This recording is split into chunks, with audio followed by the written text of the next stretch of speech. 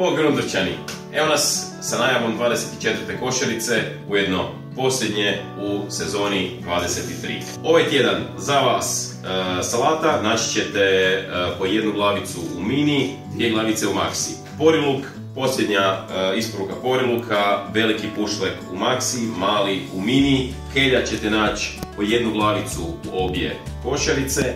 Imamo sad već uobičajeno za ovo doba godine butternut tikve u jednoj i drugoj i glavicu kupusa u jednoj i drugoj. Rajčice su načelno završile, ali još je ostalo nešto velikih rajčica i nešto cherry rajčica i nemojte se iznenaditi ako vas dopadne par komada u košarici.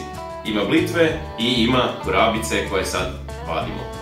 Puno vam hvala svima što ste bili s nama u sezoni 23. Od sljedećeg tjedna možete očekivati informacije o svim radovima na Grundteku. Uživajte u povrću, želim vam dobar tek i vidimo se.